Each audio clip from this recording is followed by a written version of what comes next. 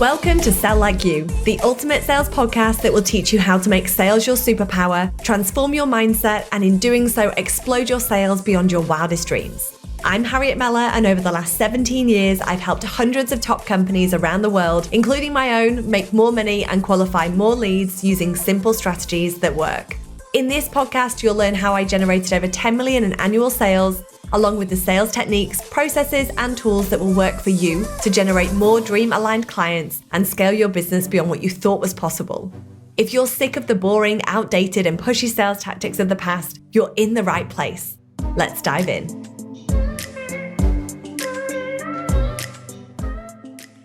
Now, this is coming back as part 2 for how I structured my sales to achieve $10 million in annual sales while selling tech through vendor relationships and also managed service solutions.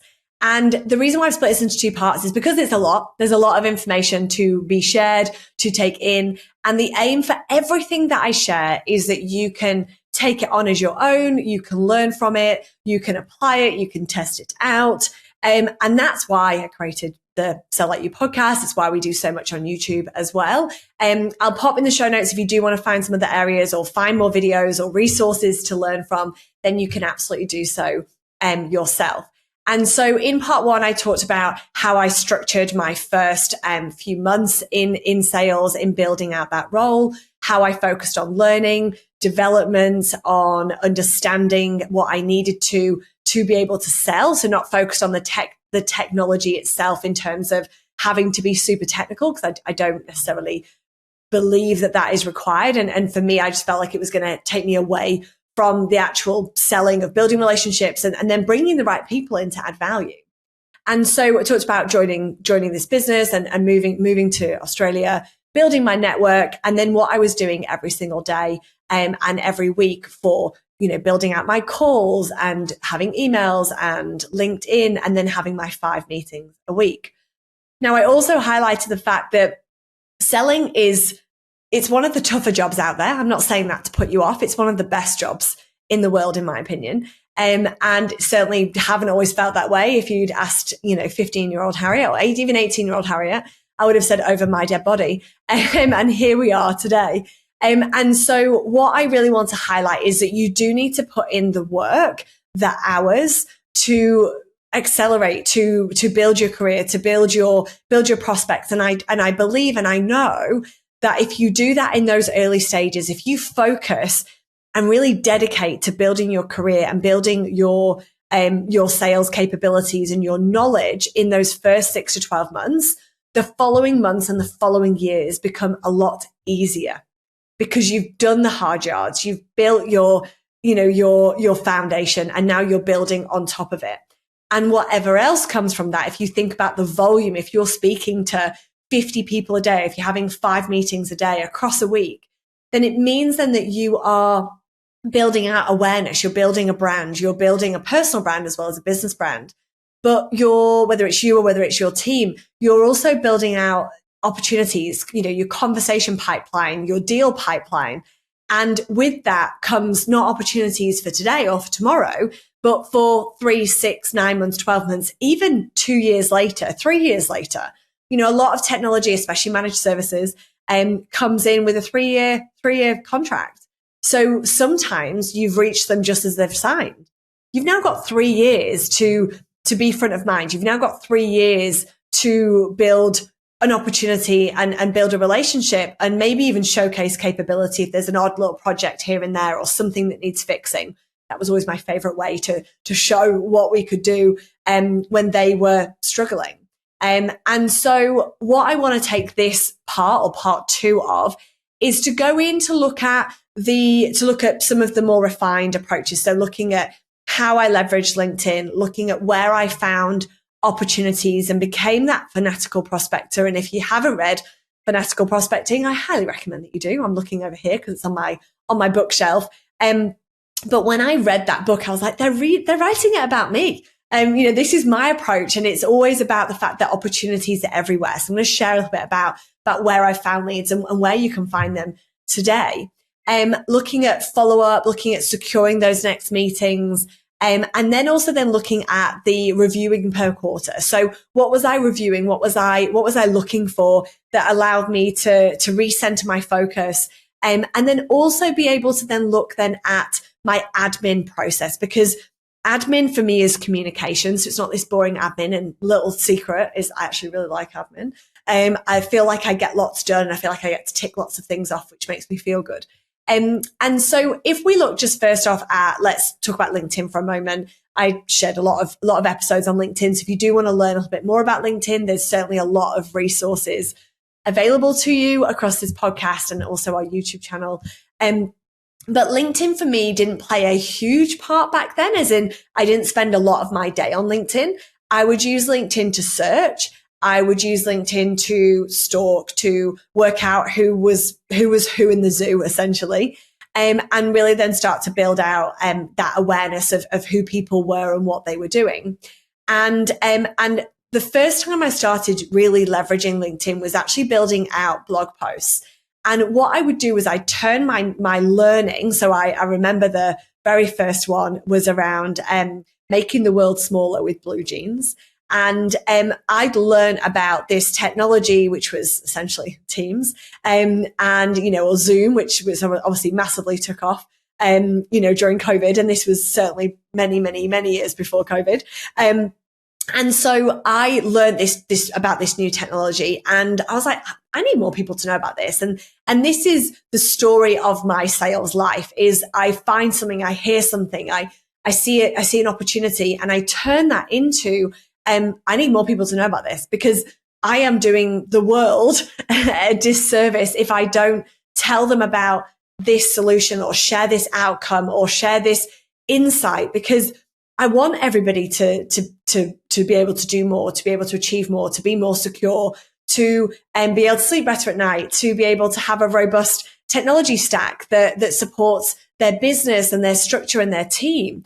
And so for me, every time I get super passionate about a new product or service, I have to go out and tell everybody about it. And I'm not pitching. I'm not just standing there with a big bell ringing and talking about the technology, but it's about what it can do. And so I turned my new learning, my new understanding for this technology, and I turned it into a blog post. Now, but then we didn't have, I really show my age when I say back then, but essentially back then, we didn't have ChatGPT. I didn't have people writing copy for me. I didn't have, a marketing team generating leads. We had a great name in the market, but that was certainly built based on the salespeople that were going to market, and I guess the reputation of the leaders and the owners in that business as well. And so when we then look at LinkedIn, it was a great platform for that. I've never used Sales Navigator. And to this day, I've still never used Sales Navigator. I know how it works. I have a lot of clients that use it, and they ask me how to use it. And so, I have a good enough understanding to support, but it's not my specialty. And it's not something that I've seen work extremely well. And so for me back then, I was on the LinkedIn standard, and then I upgraded to LinkedIn Premium, and I could see who was looking at me, and I could track my numbers, and I could do unlimited searches, because that was my ceiling. Was I used to get stopped at searches. So you can imagine how many searches I was doing. And so with LinkedIn, I certainly wasn't posting anywhere near to what I'd recommend to do today, and what I certainly do, and what our teams do. But when we look then back then, was that by building awareness, and the odd post I would do every week, and was sharing insights or updating on an event or updating on an expiry of a technology that maybe people didn't know about yet. And I wanted to be known as that person they could trust, known as that person that would bring insights to them and share information that was relevant, and not just pitch products and services and offerings, and only, pick up the phone when it was relevant, or when I needed to, picking up the phone when it was relevant, and not just when I needed to generate some extra sales. And so LinkedIn back then was very different to what it is now. And it's certainly evolved. I mean, I've been on LinkedIn for, I think I'd probably have to work out about 20 years. And LinkedIn has certainly changed over the years, but today it's a fantastic revenue generating platform. And, back then it was a great opportunity to have exposure. And that was essentially what I use LinkedIn for, although today it's certainly changed. Now, when we then look then at where I was getting leads from, mentioned LinkedIn, In WA, we've got Business News. They used to publish this book of lists. And I used to be so excited when it arrived in the office, and I'd be the first one to grab it and go through and look at all the leads. And I still actually have Business News today. I still have the book of lists every year. And I still use it to understand the market, to gauge where opportunities lie, to see what's changing in the industry. And although I don't spend hours of my day looking at what's moved, what's changed, I need to have a handle on that, because when I'm having a conversation, I want to be informed. And by looking at those lists, give me a different viewpoint. Now, other areas, and again, if you've read Fanatical Prospecting, if you've not, like I said, go and read it. But in that book, it talks about finding opportunities everywhere. And the reason why I felt like it was talking about me was because I would go into a meeting and I'd go to the building, and I'd get up in the lift, and at the bottom of the lift, in most buildings, is a list of all the businesses and what floors they're on. I take a photo of that and I go into my meeting. I would find out about them, their business, and what they're doing. And maybe on the way out, I might be like, oh, do you get on with many people in the building? Are you able to collaborate with them?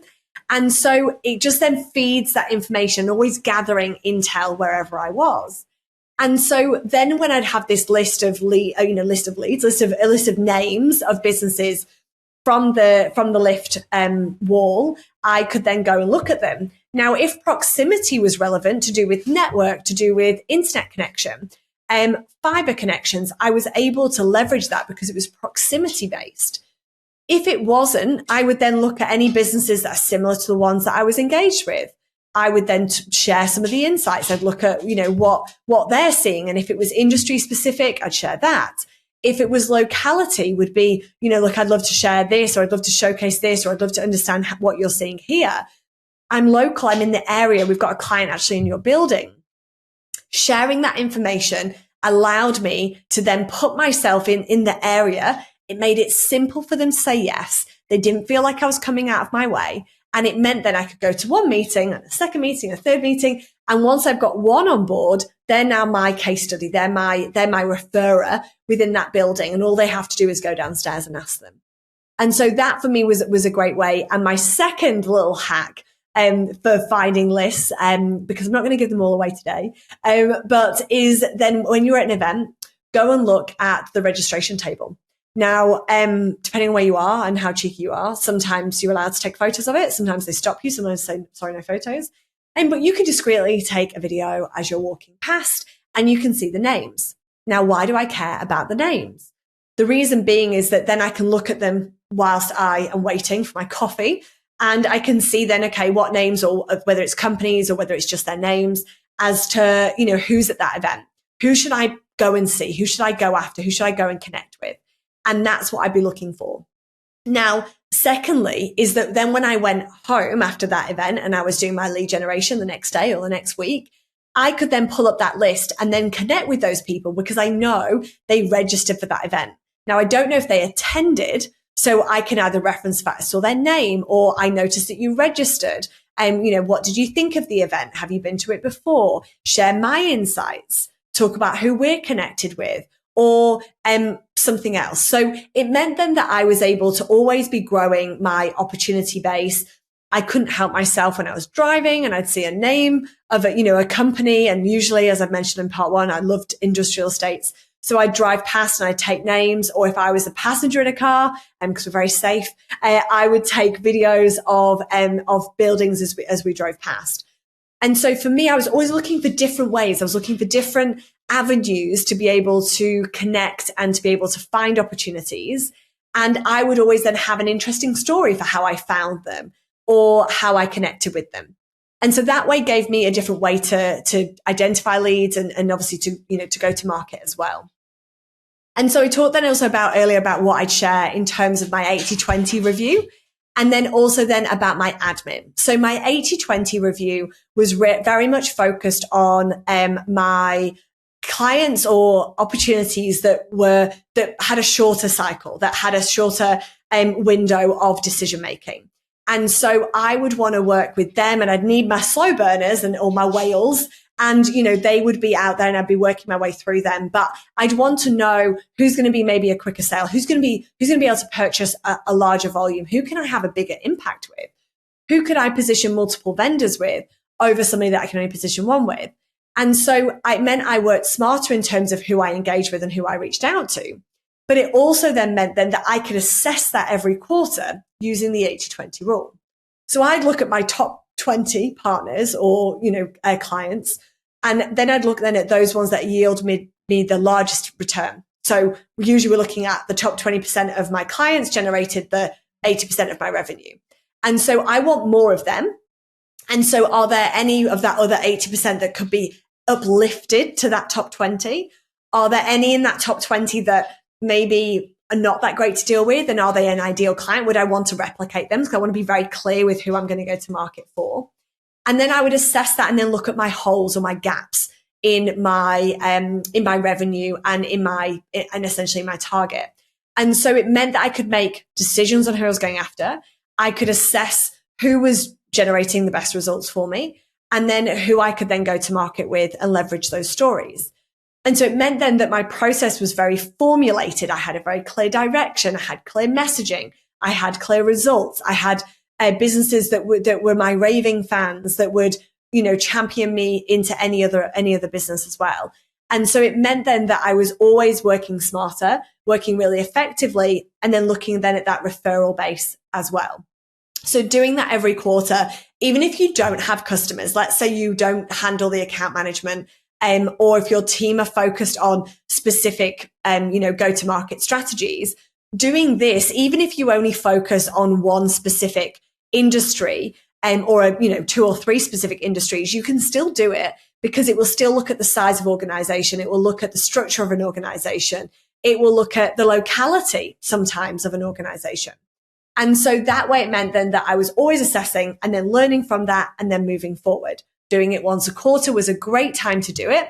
And at the end of the year, I'd look at it as an assessment across the whole year as well. So I'm very much data driven. And that's the structures that, we certainly build for our customers today, especially for their reviews, their quarterly reviews, their annual reviews, their sales meetings, weekly, fortnightly, monthly. And so it just allows us to build great structures that allow us to learn, develop, and then propel forward, because we always want to be growing. We always want to be moving forward.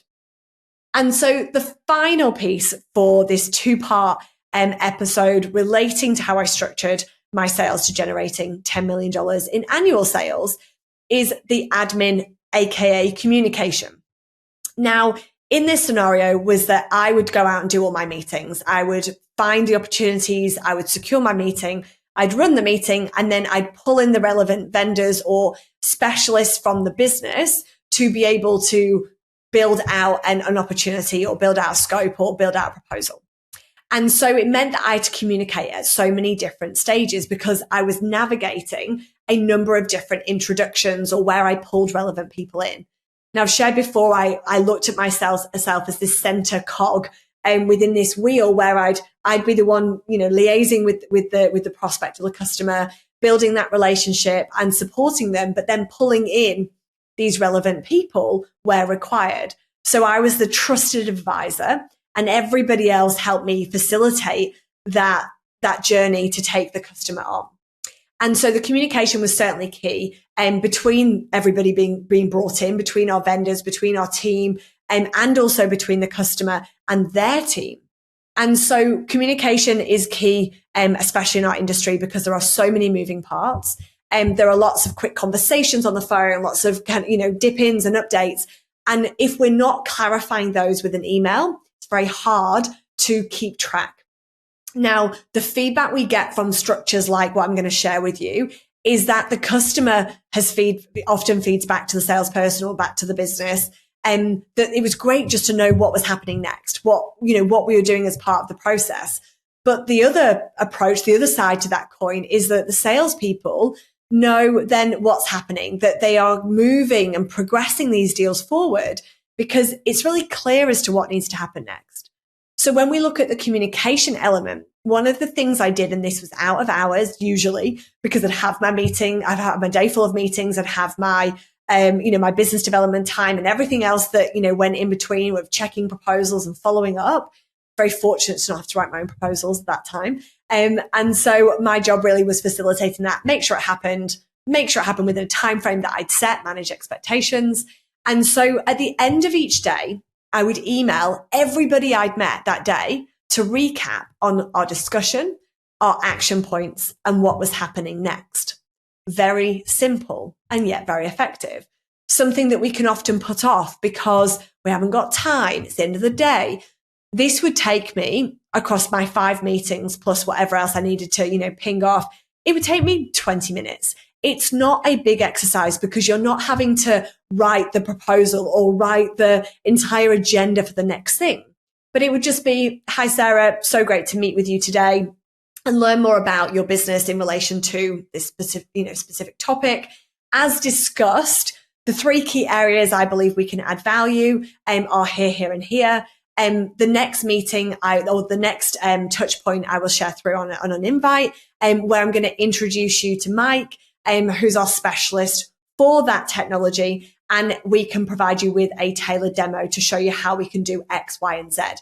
All taken from that meeting. Okay. So what we discussed, what the opportunity was, they will have already agreed to that. What the next steps were already agreed to. And then now we're just following up on that date, time, and what it is that we're going to do.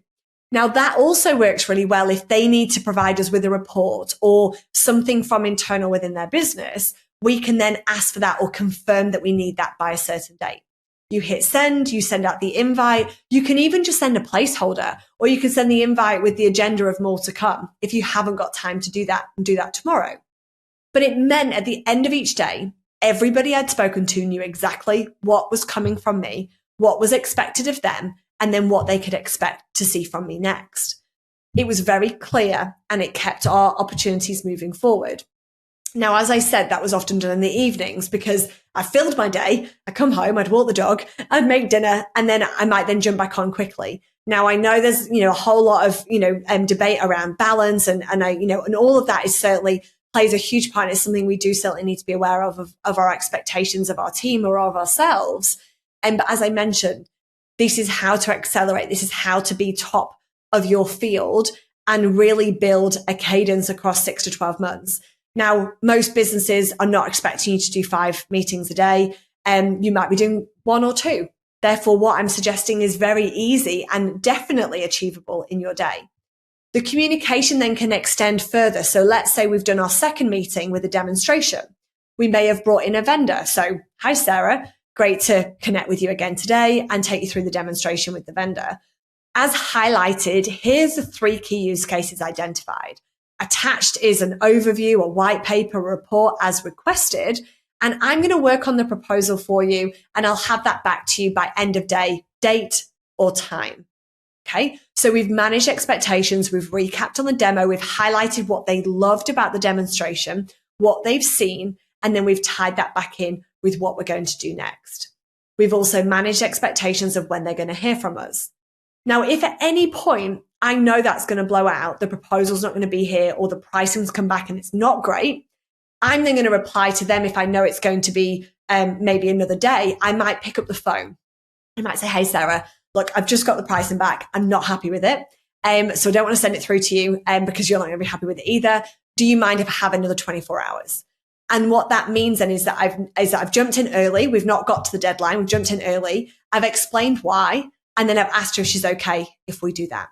And so again, communication and administration as part of your sales process is extremely important. This also ties into notes within your CRM. My notes in my CRM, and you'll still see them today, is about them, their families, their pets, the names of their pets, where they've been on holiday, where they like to go on holiday, their favorite coffee order, other people within the team, as well as the opportunity and the discovery and the qualification around their business and their business needs. Because all of that is important. All of that plays a part. But if you do everything else, but you don't communicate effectively, you will not be as successful. If you do everything else, but you don't update the notes and deal reg, you're going to miss out on margin and opportunities. And if you keep moving your leads and your prospects and your customers along the journey, you're going to see a higher close rate, a higher conversion rate, a shorter go-to-market rate, because you know what's happening at every single stage, and as do they. And so I hope you've enjoyed my 2-part episode of a little bit of insight into me and my sales journey and where I've really emphasized the efforts and activities around sales. And this is certainly what we empower others to do within Your Sales Co. And so if I can highlight anything, share anything, elaborate on anything that I've shared in today's podcast, you know where to find me on LinkedIn. Reach out, let me know where you found me, connect with me. Let's have a chat. Let's build relationships. Let's build connections. And I hope that's helped you to drive your next $1 million, to drive your sales cadences, to grow your capability and the revenue for you and your business. So happy selling. Thanks for having me in your ears. And I'll be back next week with another episode. Thank you for tuning into the Sell Like You podcast. If you enjoyed this episode, please leave a review and be sure to subscribe to never miss another one. A huge thank you to Vitality House for hosting today's recording. And I look forward to being back into your ears soon.